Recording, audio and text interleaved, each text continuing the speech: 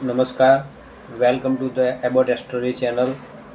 આજે આપણે આપણી જે શૃંખલા ચાલુ છે નવ ગ્રહની, એની અંદર આપણે એક બુધ ગ્રહ વિશે ચર્ચા કરીશું કે બુધ ગ્રહનો સ્વભાવ કેવો છે, બુધ ગ્રહવાળા વ્યક્તિઓનો સ્વભાવ કેવો છે, આકાશમાં કઈ જગ્યાએ બુધ ગ્રહ છે, આપણે કેવી રીતે ખબર પડે છે, આપણા જીવન પર કેવી અસર પાડે છે, એની વિશે આપણે થોડી ઘણી માહિતી મેળવીશું. બુધ ગ્રહ એ સૂર્યમંડળનો રાજકુમાર તરીકે ઓળખવામાં આવે છે ગ્રહને. એક ગ્રહનો કલર હંમેશા લીલો છે અને એ ગ્રહ હંમેશા જે આજુબાજુ આપણા ગાર્ડન છે, લીલી વનસ્પતિ છે, લીલું શાકભાજી છે, એને ડિનોટ કરે છે. હવે આપણે બુધ ગ્રહની મનુષ્ય જાતિ પર પ્રભાવ કેવી રીતે પડે છે તેની જાણકારી મેળવીએ. જો હંમેશા આપણે દરેક યુટ્યુબ વિડીયોમાં આપણે વાત કરીએ છીએ કે જન્મ તારીખ વિશે, બરાબર છે. સૌથી પહેલાં હું જન્મ તારીખ વિશે તમને આજના 3 જન્મ તારીખ વિશે હું તમને વાત કરીશ જે બુધને રિલેટેડ છે. પહેલી તો 5 તારીખ, તે બુધનો આંકડો કહેવાય છે 5 તારીખ. બીજો નંબર છે 14 તારીખ અને ત્રીજો નંબર છે 23 તારીખ. આ ત્રણેય દિવસે જે જન્મેલા વ્યક્તિઓનો સ્વભાવ તમે જોજો, હંમેશા આ ત્રણેય તારીખે જન્મેલા સ્વભાવ હંમેશા એકબીજાને વેપારી આપણે કહીએ એ પ્રમાણેનો સ્વભાવ હશે. એમની માઇન્ડમાં હંમેશા કેલ્ક્યુલેટિવ ચાલતું હશે.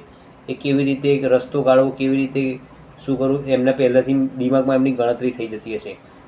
મારી આજુબાજુ મેં ઘણા લોકોને આ જન્મ તારીખવાળા અને જેની કુંડળીમાં બુધ ગ્રહ મજબૂત છે અને બુધ ગ્રહ જે પોઝિશન પર છે એ પોઝિશન પરથી મેં ઘણા લોકોનું એસ્ટ્રોલોજીકલ એનાલિસિસ કર્યું. એની અંદર મને જોવા મળ્યું કે હંમેશા આ લોકો બેલેન્સ બનાવીને લાઈફ જીવે છે. એ હંમેશા બુધ ગ્રહવાળા જે વ્યક્તિઓ છે એમની હંમેશા દિમાગમાં એક વેપાર વિશે કેવી રીતે ડીલ કરવી, કોની સાથે ડીલ કરવી, કેવી રીતે નફો, કેવી રીતે નુકસાન, કેવી રીતે વેપાર કરવો, એ બધી માહિતી એમની જોડેથી મળી રહેશે. કારણ કે બુધ એ એવો પ્લેનેટ છે કે જે ઇન્ટેલેક્ચ્યુઅલ, જે બ્રિલિયન્ટ પ્લેનેટ કહેવામાં આવે છે આપણા સૌરમંડળમાં. કે એ હંમેશા કોઈ બી જગ્યાએ તમે મોટા બિઝનેસમેનના કુંડલીમાં બી જોજો, મોટા જે વેપારી છે એ લોકોની બી કુંડલીમાં બુધ ગ્રહ બહુ અસર કરે છે. બુધ ગ્રહ વ્યક્તિવાળા હંમેશા એક જ પોઝિશન પર હોય છે કે એ ડ્યુઅલ સાયન્સમાં હોય. ડ્યુઅલ સાયન્સ મીન કે જે કોઈ બી બે પક્ષ હશે એ બે પક્ષને મજબૂત સમજદારી ધરાવનાર વ્યક્તિ હશે.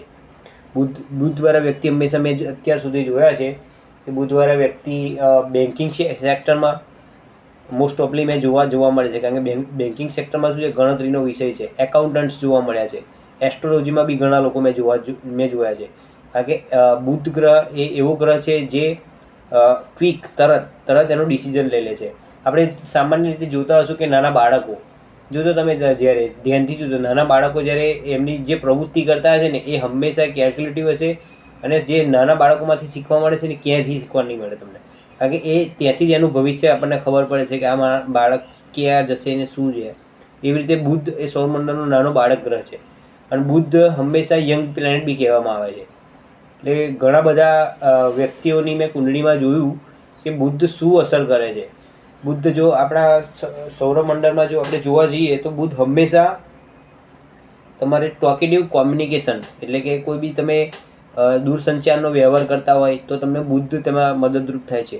બુધ કોઈ દિવસ તમને નોકરી ના કરાવે. હંમેશા મેં જોયું, બુધ તમે કદાચ જો હોય નોકરી બી કરતા હશો, એ બુધ હંમેશા તમને કંઈક વેપારી લાઈનમાં જ લઈ જશે. મેં ઘણા લોકો બુધના અનુરૂપી, જ્યારે હું 1500 કુંડલી મેં સ્ટડી કરી અત્યાર સુધી, તે 1500 કુંડલીની અંદર મેં એક વસ્તુ જોયું. જ્યારે મેં બુધ ગ્રહની ઉપર મારે જ્યારે નજર પડે ને ત્યારે હું એમને કહી દઉં છું કે તમે આ બિઝનેસ કરો છો, તમે આ જોબ કરો છો, કે તમે આ લાઈનમાં છો. કારણ કે બુધ એ મનુષ્યના જીવન પર હંમેશા કંઈક ના કંઈક નવીનતા લાવે છે. અને બુધ તમે જોજો, મેં અત્યારે એક રિસન્ટલી હમણાં 1-2 દિવસ ઉપર એક મારા ફ્રેન્ડની મેં એક જન્મકુંડલી જોઈ. એની અંદર બુધ હતો 2nd હાઉસમાં. એની સ્પીચ મેં જોઈને તો તમને એવું લાગે છે કે એ સ્પીચ એટલી શોર્ટ સ્પીચ કે તમને એવું લાગે કે જોડીને તમને એક મોટી એક કહાની બતાવે. સ્પીચ નાની, પણ એની અંદર એટલું કેલ્ક્યુલેટિવ દિમાગ હતું કે તમે ના પૂછો વાત. બુધ હંમેશા મહત્વપૂર્ણ ગ્રહ હોય છે. તમારી વાણી, તમારું એજ્યુકેશન એ બધું બુધથી જ જોવામાં આવે છે. હવે આગળના વિડીયોમાં આપણે વાત કરીશું ગુરુ ગ્રહની.